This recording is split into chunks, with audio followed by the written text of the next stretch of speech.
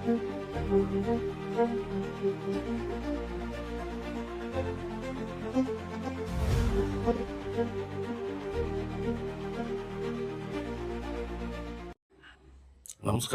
HHR ಚಾನೆಲ್ಗೆ ಸ್ವಾಗತ. BSPಯ ರಾಜ್ಯ ಅಧ್ಯಕ್ಷರು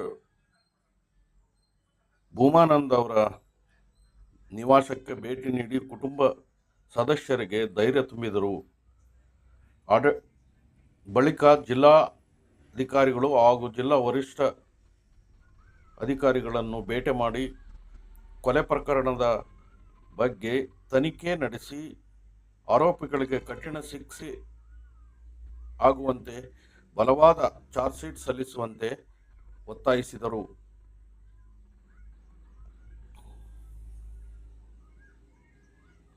ಕಾಂಗ್ರೆಸ್ ಸರ್ಕಾರದಲ್ಲಿ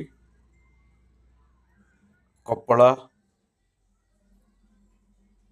ರಾಯಚೂರು ಅನೇಕ ಕಡೆಗಳಲ್ಲಿ ಬರೀ ದಲಿತರ ಮೇಲೆ ಅನ್ಯಾಯ ಆಗುವುದನ್ನು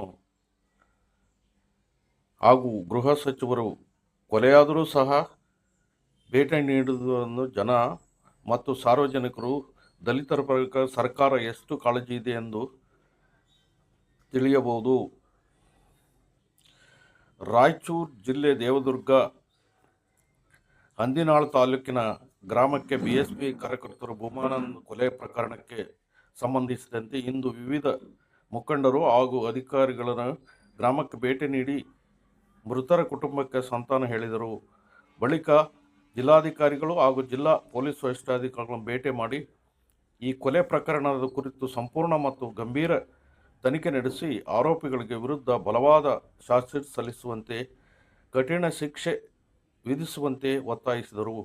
ಇದರ ಜೊತೆಗೆ ಮೃತರು ಭೂಮಾನಂದ್ ಅವರ ಕುಟುಂಬಕ್ಕೆ ಸೂಕ್ತ ಪೊಲೀಸ್ ರಕ್ಷಣೆ ಒದಗಿಸಿ ತನಿಖೆ ಕನಿಷ್ಠ 50 ಲಕ್ಷ ರೂಪಾಯಿ ಪರಿಹಾರ ನೀಡಬೇಕು, 5 ಎಕರೆ ಜಮೀನು ಮಂಜೂರಾತಿ ಮಾಡಬೇಕು ಹಾಗೂ ಅವರ ಕುಟುಂಬಕ್ಕೆ ಸರ್ಕಾರಿ ಉದ್ಯೋಗ ನೀಡಬೇಕು ಎಂದು ಜಿಲ್ಲಾಧಿಕಾರಿಗಳ ಮೂಲಕ ರಾಜ್ಯ ಸರ್ಕಾರಕ್ಕೆ ಮನವಿ ಸಲ್ಲಿಸಲಾಯಿತು.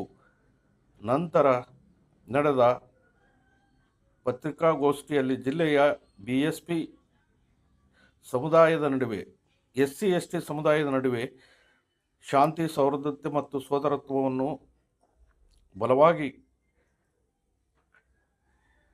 ಬಲಪಡಿಸುವಂಥ ಕಾರ್ಯಕ್ರಮವನ್ನು ಜಿಲ್ಲಾಡಳಿತ, ಪೊಲೀಸ್ ಇಲಾಖೆ ಹಾಗೂ ಸಮಾಜ ಕಲ್ಯಾಣ ಇಲಾಖೆ ಜಂಟಿಯಾಗಿ ಹಮ್ಮಿಕೊಳ್ಳಬೇಕು ಎಂದು ಆಗ್ರಹಿಸಿದರು.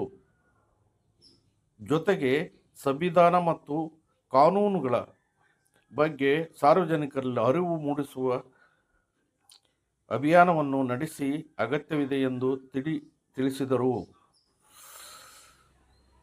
ಅಸ್ಪೃಶ್ಯರ ಮೇಲೆ ದೌರ್ಜನ್ಯ ಎಸಗುವ ಅಪರಾಧಿಗಳ ವಿರುದ್ಧ ಕಠಿಣ ಕ್ರಮ ಕೈಗೊಳ್ಳಬೇಕು ಎಂದು, ದುರುಪಯೋಗ ಆಗದಂತೆ ಅಗತ್ಯ ಕ್ರಮಗಳನ್ನು ಜಾರಿಗೆ ತರಬೇಕು ಎಂದು ಒತ್ತಾಯ ವ್ಯಕ್ತಪಡಿಸಿದರು.